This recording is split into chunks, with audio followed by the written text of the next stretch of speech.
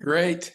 Hello, and thank you, Bradley. I appreciate this time that people take to sit and listen and hopefully be able to pick up some pointers on how their particular restaurant might be able to increase its effectiveness, build revenue, and become more profitable. I've been excited by putting these principles together because what the Dallas College SBDC is offering is a 4-part series to help restaurants learn from others in the industry. So we call this best practices for increasing your restaurant profitability. Whether you are listening because you're say a full service, large restaurant, hostess, servers, bar, private dining room, maybe what your concept is much more smaller in size, limited in menu, limited to counter service, whether you're doing really more of a heavy to go curbside pickup, third-party delivery, whether you're in the truck catering business, events, these principles that we're going to be exploring over the next 4 weeks will apply. And the reason I know that is that I've had personal experience in each of the market segments I just explained. And I want to share with you what the people that I worked with were doing and how we helped by working together to set up the type of systems and the procedures that they could follow in order to increase effectiveness and build profitability. So the principles pretty much are the same. When I get asked a lot by people who are either in the business or thinking about getting in the business, and they'll say, what's the one big thing that I really need to keep my eye on in order to be profitable in the restaurant business? That's a difficult question because there really isn't one main thing. Those of you listening who operate restaurants, I'm sure, are shaking your head saying, absolutely. If I knew there was one secret, I could figure it out a whole lot easier. But instead, what it is, it's sort of a puzzle that is put together, and all the pieces must fit. Restaurant success is determined by consistently serving your concept to your guests. And the concept is really defined by more than just the food. It's also the service. It's how they're taken care of by management, how they're promoted to, how the facility is designed and maintained. So it's the total package. So in order to have that one big thing, we have to realize that it's really different pieces that fit together, a bunch of little pieces that have to fit together. And when they do, it's beautiful. And when they don't, then we've got issues, and it's going to be very hard to operate effectively or to produce your product consistently when they don't. So what are those pieces of the puzzle? It just breaks out pretty easily in a 4-piece series because we're going to explain the 4 main pieces of the puzzle, how they work, and how you can improve them in order to become more profitable. And that formula is all beginning with P's. Those of you in the business will understand that we're in the people business. So the first thing that we're going to explore, and that's what today's topic is going to be all about, is your people program. It starts with people, how we find, how we select, how we train, how we constantly develop, review, evaluate, cross-train, keep, retain, reward. How does a people system work in order to make my restaurant more effective and increase profitability? Next week, we're going to be talking about the second big piece of this puzzle, and that's product. Obviously, we're nothing without our product. So our menu, how it's determined, how it's costed, how it's priced, how it's laid out, how it's instructed to the staff, what materials are needed in order to properly order inventory, prep, select purveyors. That's the second big piece of the puzzle, and we'll be doing that. And then the third one, of course, are processes and systems. And those are the behind the scenes things that help your restaurant become a restaurant business, not just a restaurant with people serving food. And so we're going to dive into how to know your numbers, systems that work to control dollars, what we should be looking at daily, weekly, monthly, what profit and loss statements should look like, how we develop them, how we can actually work off of a budget. And that's going to be the third piece of the puzzle. And then the fourth one is procedures to increase profit. And that means the biggest thing, managing your brand. How can I have a procedure that helps me get busier? Well, that's marketing, PR, community involvement. So that's really the answer to that question. And that's probably what led you to be here today, is that when you see something called best practices to increase restaurant profitability, and you're probably wondering, good, what is that one thing? And hopefully we've dispelled that right off. It's really 4 main pieces of a puzzle that all have to fit together. So let's dive into the first one in people. And I want to talk a little bit about developing your people, because it's important that we realize that it's an investment. Our people are going to get our ideas, our visions from us to our guest, whether it's through the counter, at the register, whether it's serving in the dining room or the bar, whether it's the drive-through window. We depend on our people to get our idea through. So the handling of management and the handling of staff impact profit directly. How we find, how we train, how we keep impacts profit.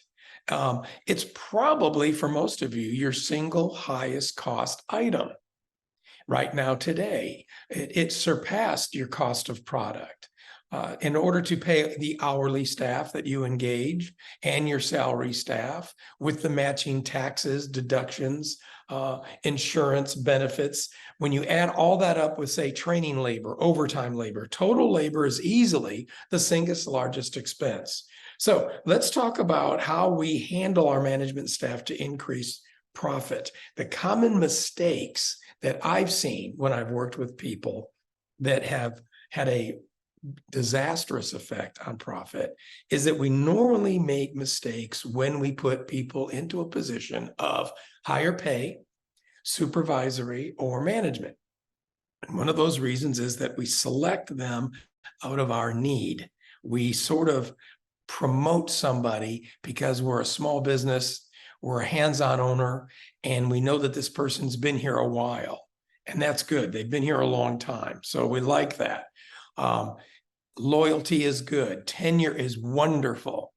But does that mean by itself that that person's going to be your best trainer and is going to supervise staff, train your new counter service, or train your new servers?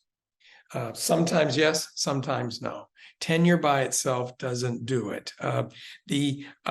Sometimes we look at who's maybe producing the best. This is the fastest worker in the kitchen, or this is the person with highest sales in the dining room or at the bar. So obviously this must be the person who should be my assistant manager and train the staff. And that's a common mistake, because here's what happens. Sometimes we promote that person. So now we're paying that person more. That person is now spending time in a supervisory position, or hiring or interviewing or opening or closing or training, right? Which means we've taken that person away from what they've really been doing very well, like the best kitchen worker or the highest sales server. And if they don't do a very good job, maybe they weren't really interested in training. Maybe they didn't really have the characteristics of a trainer. Maybe they didn't really understand the expectations of supervising staff. And if they don't understand those expectations, or they don't have the basic personality and the patience and the discipline that is required to go through how you want everyone trained or how you want every opening to be, then you get really a poor job being done. Also, your staff gets sort of direction from somebody who may not really want that position or be very good at it. And then the third thing is, and you lost a very good worker. And what's happening? And we're paying more for it. So this is a common mistake that I've seen when I've worked with a lot of restaurant operators, is they say, I didn't really develop an operating structure. Just my wife and I have been operating, and we've been working our fingers off. The good news is we got busy. The bad news is we know we needed some assistance. So I just grabbed Taylor here, because he's been with me for a long time in the kitchen. And I said, you're now the kitchen manager. Help me order, help me train, supervise the staff. And maybe Taylor is a little nervous about doing that because he's a great kitchen worker, but he doesn't really want to schedule and supervise the other people. He doesn't really want to discipline the other people or hold them accountable when they're producing food incorrectly or not closing correctly. So this is an issue. So what's the answer? The answer is you want to develop people. You want to take the time to develop people and always select people based on their characteristics. So when I go into a restaurant and I meet people and I meet their surrounding team, and I realize that some of the leadership team are people who are just very good at leading. They have a great personality for training. They are very thorough with their ordering. They're very detail-minded. They like the idea of carrying responsibility. Well, guess what? Whether they've been there for 2 years or 11 years, they've got the characteristic to be the right trainer. Whether they were the highest sales on the floor or maybe the second, third, fourth, or fifth highest sales on the floor, if they've got that patience, teacher, attention to detail mentality, they've got the characteristic to be the right person to be developed. So we don't just want to grab from need when you put people into a situation that you're hoping is going to help you be more effective and increase your profit. Because sometimes that comes back to burn us. It increases cost and it decreases productivity and creates more problems with staff. You always want to promote based on characteristic, based on ability, and based on their willingness. And then you want to make sure that you develop your role. And your role needs to be adapted to fit with what is needed with the people that you just put into supervisory positions. Does that make sense? I'm thinking of somebody that just a couple of years ago had difficulty with that. A single owner, he and his wife, Alexandria, Louisiana, great little restaurant, casual, good food, fairly busy. But when I was working with him, he was having a problem with this piece of the puzzle. He was burning people out. Managers weren't staying. He didn't understand that. He was bringing managers in from the outside. He was promoting from within. There always seemed to be a conflict. He didn't understand it. And then, although they seemed like they were strong, they didn't work. So he was wasting money. It was demoralizing some of the other staff to have different leaders, different approaches. He wanted to end all that negativity. So we worked together for a while. And guess what? We found the one constant issue there was his role wasn't well defined. If you're the owner and you now want to set up a small structure, you want to develop your staff, then you've got to develop your role as to how am I going to direct, support, right? Delegate, review. How am I going to become that kind of an owner when I've been used to being too much of the doer? He wasn't able to make that transition very easily. So there was conflict and there was, I want you to be the manager and run the show. And yet I'm still there and I'm butting in all the time and I'm running the show. There needs to be a little bit of an organization. Some of you are probably giggling because you've been there, done that. I have to. If you're setting up a couple of people and you have developed them and you want the result to be more effectiveness and better profitability, then we've got to make sure that we engage with them, make sure that there's a really good understanding of what's expected, what they do and what you do. And then the third thing, and this is the problem for some of us, is then we must empower them to go about their job. Does that make sense? That means we need to step back and say, wow, I've been the owner who was always directing on the floor, making the decisions, telling people, interface, approving schedules, and doing everything. Now I want someone to do that. So how am I going to be more of the director of him or her and delegator to him or her, and then be there to support them, answer their questions, then review, evaluate, give an opinion, do some correction. You notice I'm saying all the words except doer, because they actually have to have the satisfaction of doing the doing. If not, they don't feel empowered to actually manage. So that's what we wanted to start with so far, was what are the common mistakes that owners make when they're the small hands-on independent operators that hold them back from being productive, more efficient, and profitable. The next thing I want to talk about is how do we put the puzzle together correctly then? Now that we've talked about the common mistakes, and maybe we've all made them, and we've tripped over that piece of the puzzle, how do we understand and do it correctly? So here's what I've learned by working for years with smaller hands-on operators. The easiest way to develop a team to help you become more profitable is to assign and understand people as to what's and how's. Leaders seem to fall into those categories. They're either the what people or the how people. Independent restaurant operators typically play that what role. You need to be the what. what are my guest expectations to be? That should come, directly from the owner. What is the mission? What's the purpose of this business? What are my expectations for the operating of a shift from opening to close? What do I think the employee experience should be? How should they work? See, what am I expecting financially? And we discuss that with our key team. And then the best key team members are how people. So if you're sitting there saying, here's what I wanted this restaurant to be, here's what I wanted the menu to be, here's what I wanted profitability to be, here's what the guest experience needs to be, here's what the working environment, the culture, here's how I see the positivity working with the team, here's what I want from my numbers. See, then the right people for you to lead should be good how people, should be people to say, I got it. Let me tell you how I can get you there. Because how people are the ones that can put the what's into motion. How people are the ones to say, here's how I'm going to need to schedule the people in order to get the service the way you explained you wanted it. Here's how I'm going to need to schedule my time, my responsibility in order to manage the facility, the way you said you wanted it. Here's how I'm going to have to budget, price, book parties, etc., in order to maintain the profit margins that you said, were our goals and were our targets. So see, when you boil it down to what and how people, then their characteristics become a little bit more clear.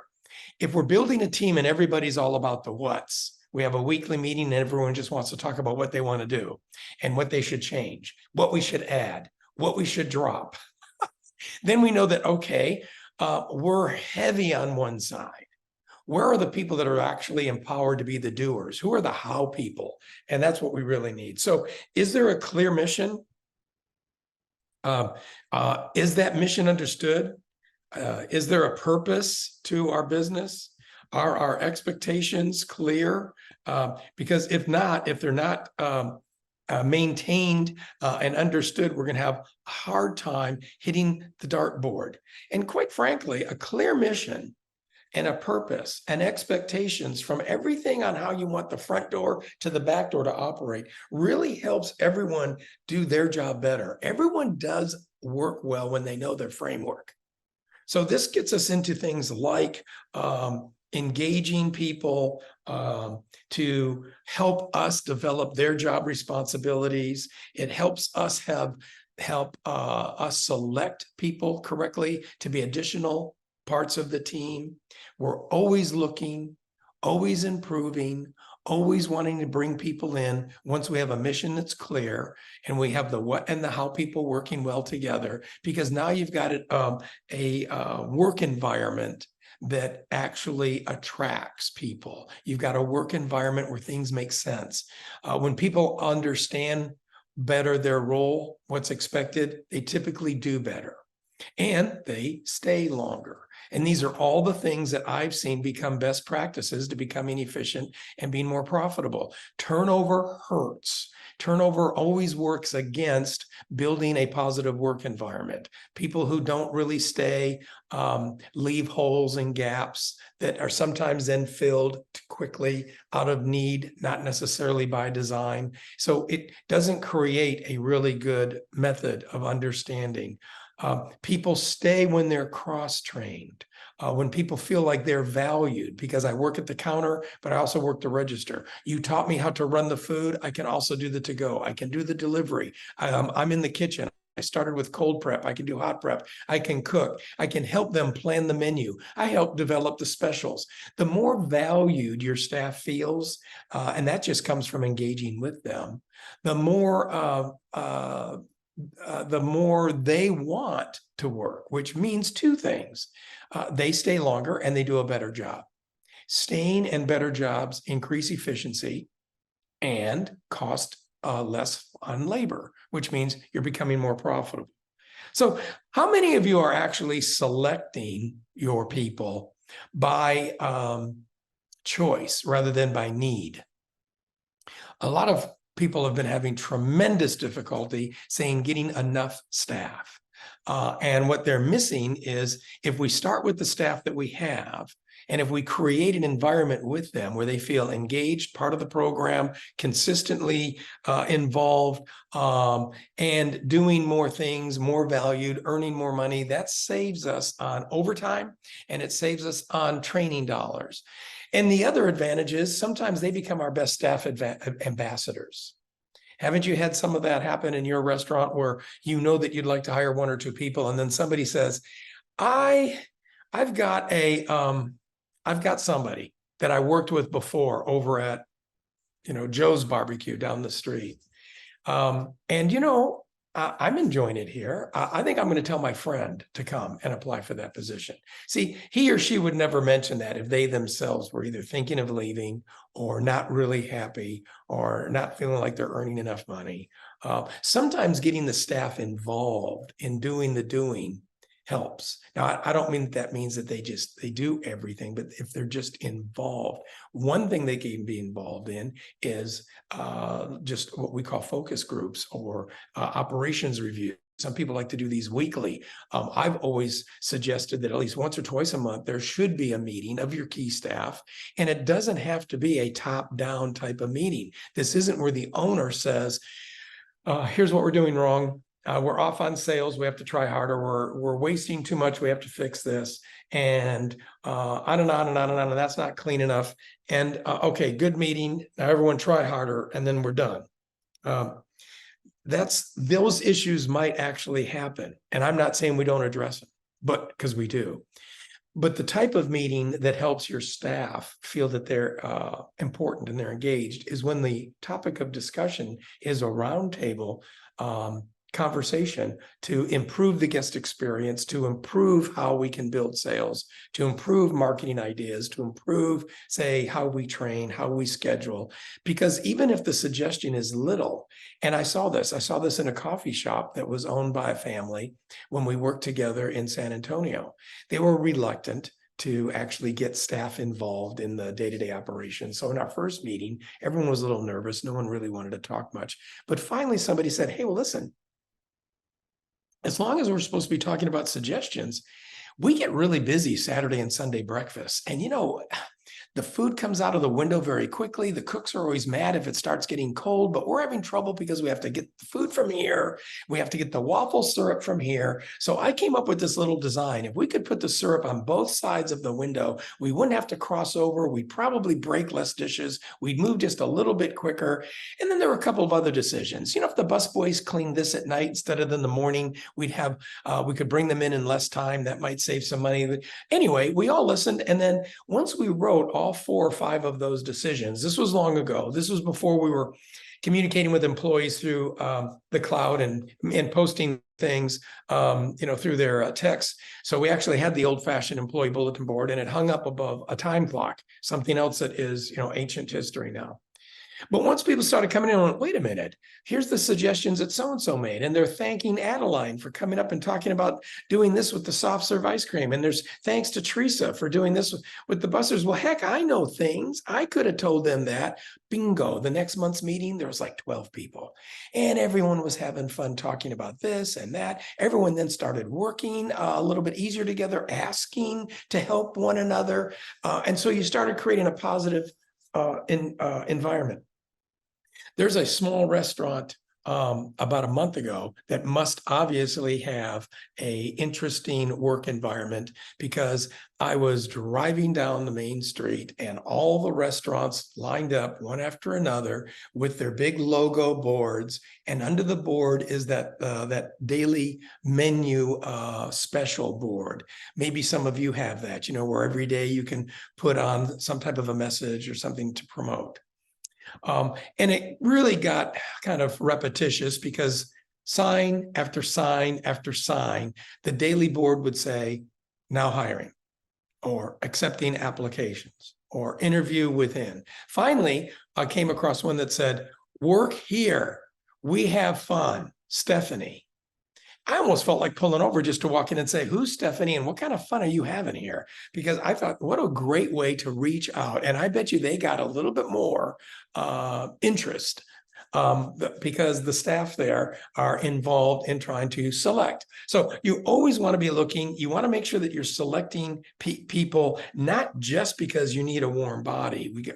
We have to get past that. Once we get enough people, we want to bond with them, work with them, bring them in to help us develop training systems, rules, policies, and procedures, even some marketing, which I know we're not talking about today, but when we do, I'm going to give you specific examples of how staff had tons of fun because they were just asked to be involved.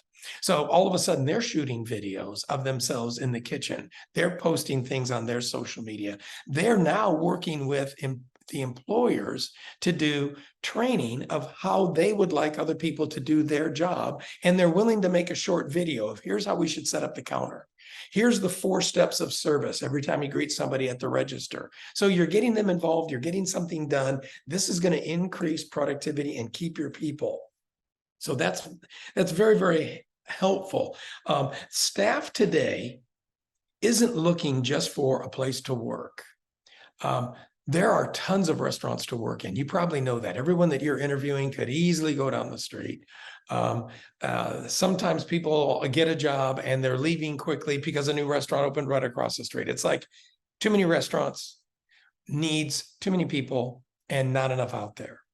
So it's the winners seem to be the people who realize that today's employee isn't really just looking for a place to work or a check. They're really looking for a job where they feel a sense of belonging. They feel like, I like coming here. Okay, now that doesn't mean that, wow, in order for them to like coming here, I guess we just have to roll over. There's no discipline, no rules. The inmates are going to run the asylum because they're just coming here for fun. I don't mean that at all. I mean that people like working where they feel valued. They like working where they're important, where they're engaged in the process. So they know more than just follow Teresa. She's going to show you where everything's at. When she says you're ready, okay, boom, then you're ready. Okay, today's employee needs more than just follow somebody, see where things are at, read a handbook, sign this form, and you're in. They really need to feel like they're a part of something where you're going to engage with them, where their work is valued, they are talked to on a regular basis. So this way they feel like they're important. In other words, their job is noticed and their suggestions matter.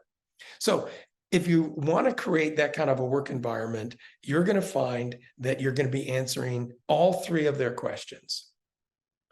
Compensation, of course, what am I going to make for my work? But the other thing is, what's the quality of the work? How do I get reviewed, evaluated? Am I going to be involved in, making some suggestions, helping, creating, training? If the quality of what I'm going to be doing is treasured and important, and I'm engaged, that's just as important as I'm working pantry station and I'm making my $16.50 an hour. What's also just as important is quality of life. So those 3 things seem to be equally as important when we look at staff. So we need to take a look at how are we managing those qualities? The quality of our compensation, the quality of their work. Are we creating an environment where they're going to be cross-trained? They're going to be valued. I'm going to engage with them. They're going to feel important. If I promote them, I'm going to empower them. I'm going to support, develop, but not do over them. That all fits under quality of work. And then how about the quality of life? Little things like doing schedules for 2 or 3 weeks in advance. So people feel like they know in advance what their time is for themselves, what their time is for other things. People feel better when they're involved in other things. Sometimes it's school, education, time for family, associations, soccer team coaching. So these are things that we used to be able to say, well, if you're working, you're just not going to be able to do that. Well, no, today's employers are realizing I'm going to win if I can find a way of working with them around some of the things that are important. And guess what? The staff Staff have loyalty towards places where they know I can work my shift, but those 2 days a week where he knows I have to leave early because my daycare responsibility is up, or I have to have that every other, Saturday, off because of a commitment with children, or I have to do this. So we can't do everything all the time.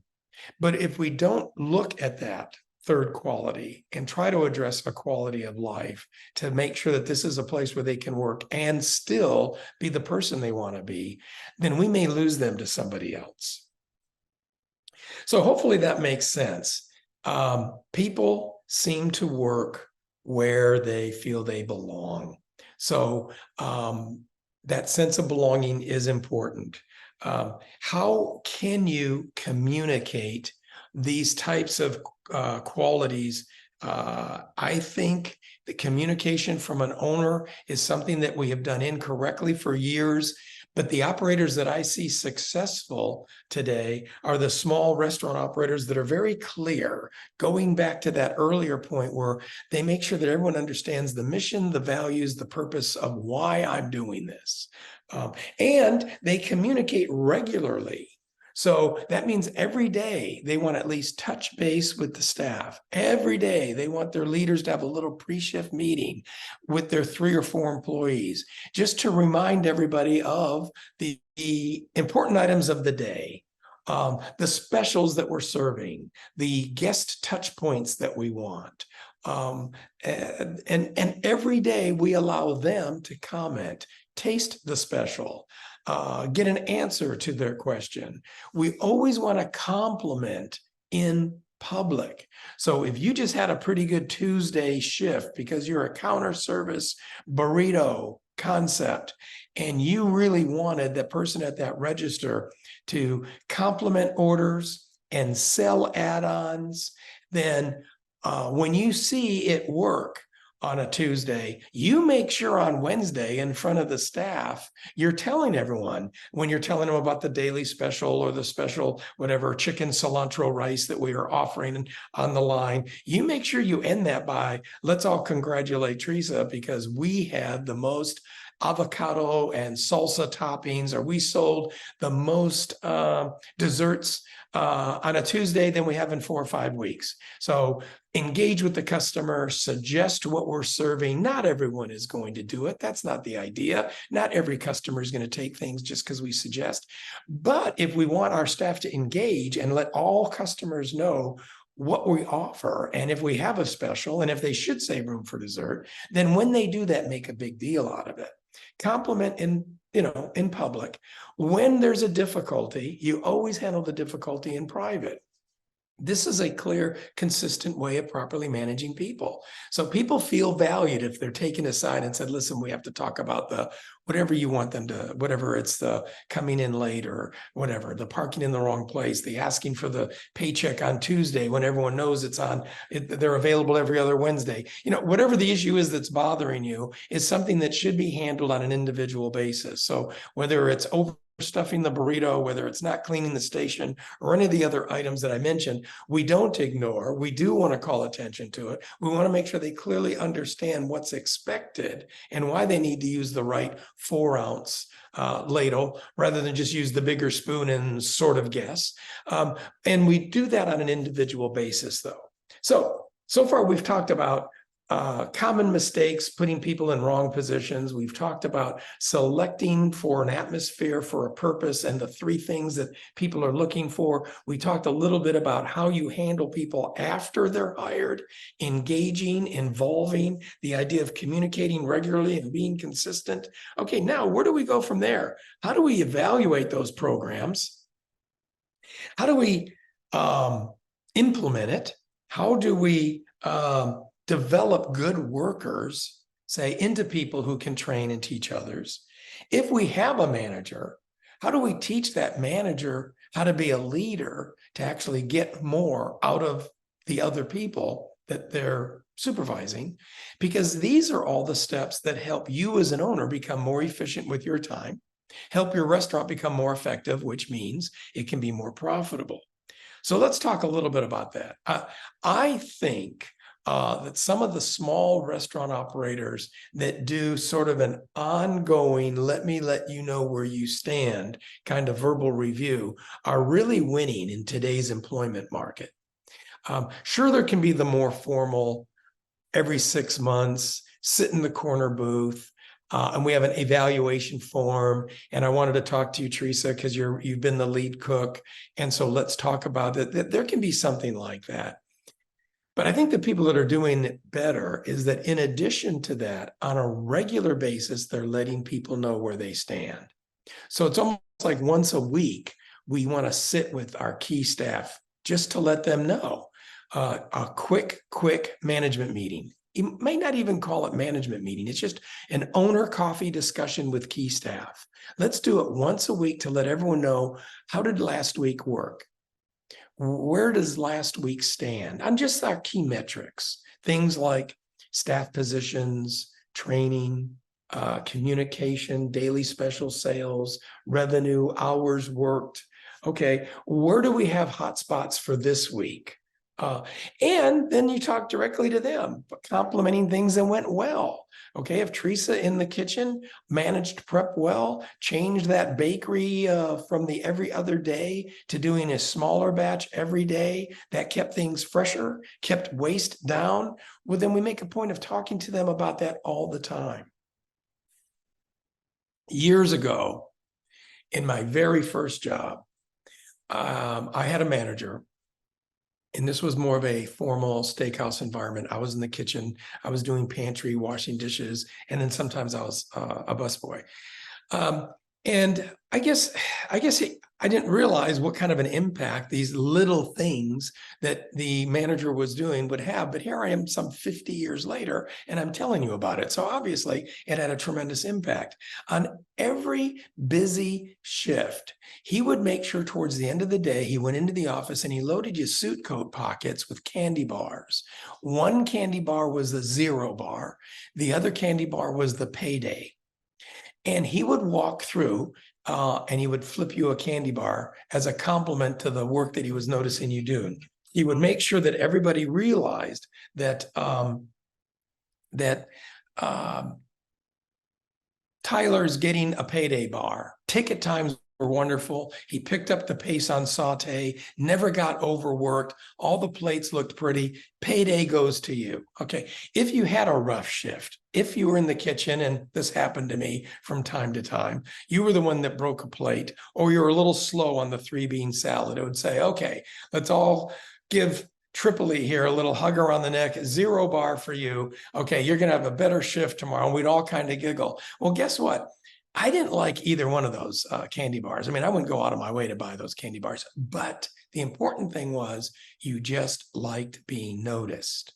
You just liked to know that if you were in the kitchen and you were working, that towards the end of the shift, the manager had something good to say, or even if it wasn't very good, he noticed and he wanted to pick up your spirits, motivate you for a better tomorrow. So you might need to find your own way of communicating on a daily basis, on a weekly basis, to make sure people are clearly understanding where they stand. If they made a mistake, what is expected? How are we going to not do that again? If that's portion control, if that's training another person, whatever it is the item, we've got to make sure that they understand it, not just once in a while, but on an ongoing basis.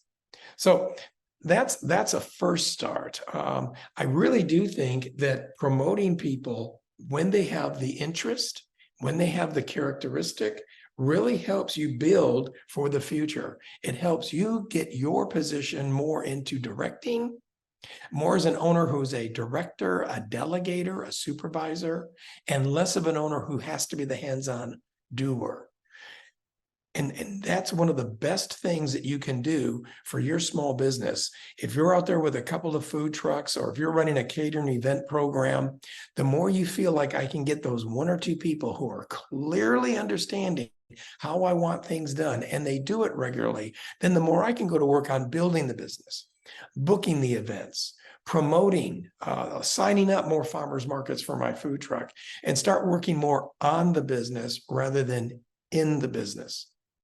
Pretty much that's the entire goal of what we've been talking about for this almost hour in our first step, because in order for restaurant operators today to increase effectiveness and become more profitable from a people standpoint, they've got to get themselves to that point where, as an owner, you're working more on the business because you have time to do that now.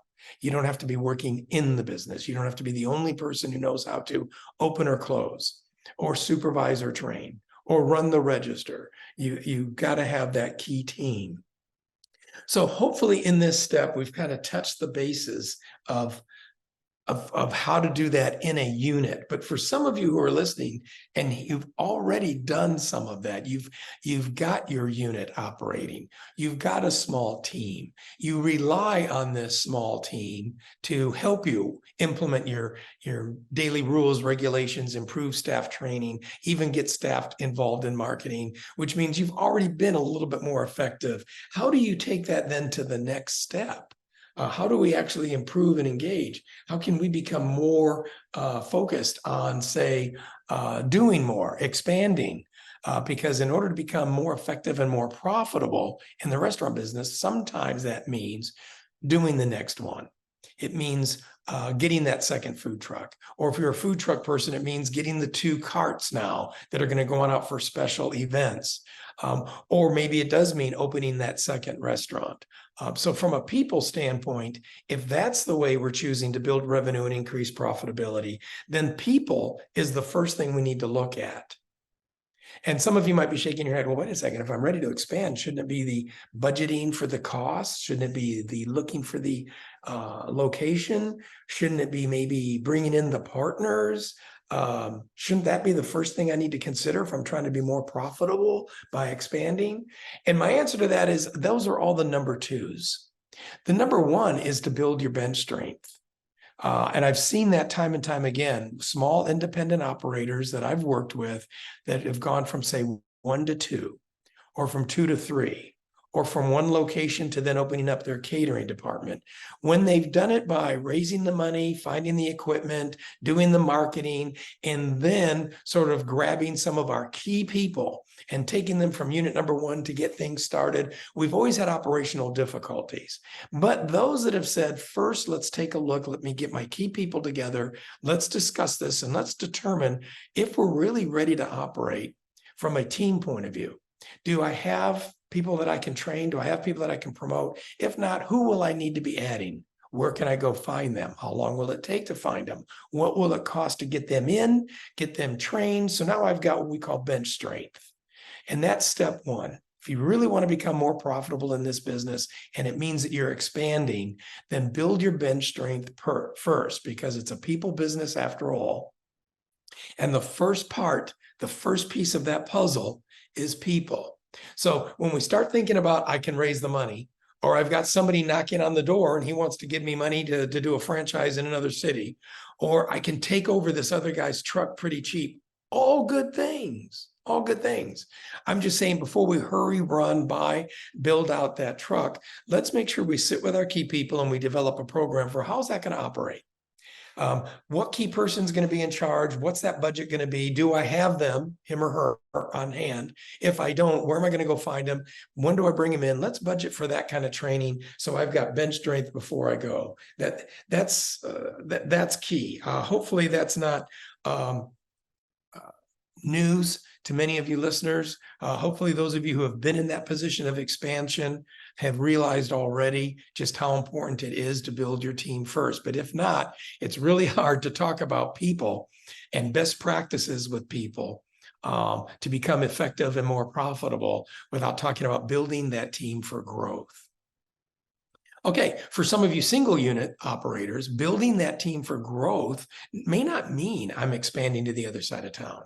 It may not mean that I am interested in franchising either. It might mean that we're building our team because of our next step. We might want some succession planning. We might be owners out there listening that want to build a team so that they themselves can slow down, maybe work a little less, retire, perhaps value the business and sell. These are all things that require us to be very effective and profitable. In order to slow down, family-owned businesses that I've worked with have really had an issue sometimes without enough strong people to find a way for mom and dad to slow down so that the kids could take over the business so mom and dad could retire. Well, the first question was always, how in the world can I have my kids operate the business, make money for themselves, but yet pay me so mom and I can retire? And if mom and I aren't working, where's the bench strength? Who's going to help the kids? Where are the key people? So if we go too far along without filling that need, all we're doing is setting up our next generation for failure. So sometimes the best way is to find them from within. Sometimes there's untapped potential, people working on the line that can handle more, and they just don't know they can until you present them with that opportunity. And you find if they're interested. And then if you find if they have that type of characteristic that it can lead, because leading and managing are really two different things. And they both are good. They both impact effectiveness. They both help you increase your profitability. But managing is basically a characteristic for managing a situation, managing an event, consistently engaging with your process and your procedures. Managers follow opening and closing checklists. Managers make sure that staff punch in and punch out on time. Plates are consistent. The cleaning got done. This is how you manage situations. A leader, however, is the type of person that can come from management who now is able to motivate, supervise, and get those things done through other people. And so that's really the last principle that we really want to talk about when it comes to managing people, using your talent in order to grow, in order to become more efficient, in order to become more profitable. And that's developing managers into leaders. Some people have the natural characteristic to set examples that others will follow. Just because some others may not have that natural characteristic doesn't mean that they don't have the interest, and they can't be trained or developed, because they can be. So those are some things that I want you to realize, that as a final step in people for increasing profit is to realize that one of our ownership responsibilities is assessing and reviewing our talent, not just to let them know where they stand, compliment them on what's going well, develop a plan of action to fix the few things that maybe they need to improve on. But the biggest part of that evaluation is to help them and you indirectly plan for the future. What is that person's next interest? If they're a really good person managing your kitchen, what's their next interest? How can I help develop you into that next interest? Are they really wanting to maybe open another store? Should I expand and develop them? Do they really want to get more into management? Do someday they think that they would really like to open up a franchise of the restaurant that they're currently running? Sometimes the best people for expansion are the people that come from within. We don't really know that, though, unless we really review them. And if part of the evaluation isn't just the pluses and the minuses, but it's the what can we do together to help you build your future. And when that works together, now we're able to select some of those key people and start working on leadership skills. We're able to get them into situations where we want them to make final decisions over issues related to business. We want them to be able to set the example and do some of the things that we're doing. When you're at an opportunity, we have a couple strong people doing that. Then the owner can really feel like, I can start slowing down and my business is going to operate the same way. Or maybe I'm not wanting to slow down. I'm wanting the next step.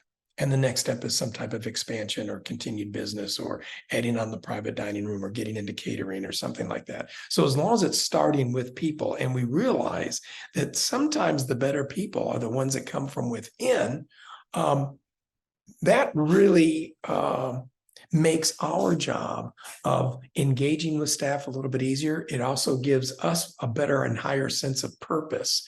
There is a book that I just kind of want to end with reference. I think it was Monty Moran's book, who wrote Love is Free, Guac is Extra.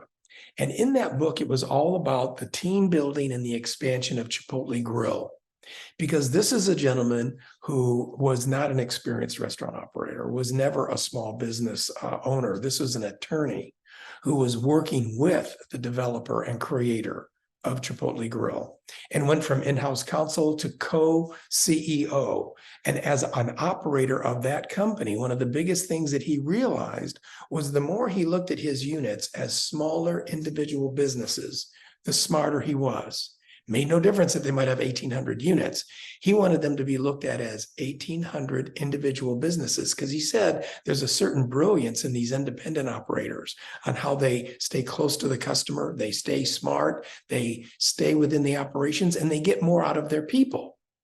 So that last point is what triggered me. Get more out of their people.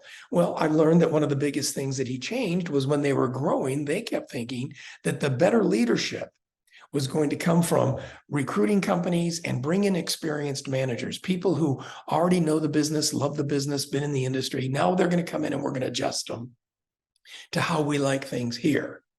He took a look at how long those managers lasted, what type of retention rate, how much turnover, what it cost to pay the recruiters, and found that this was not effective.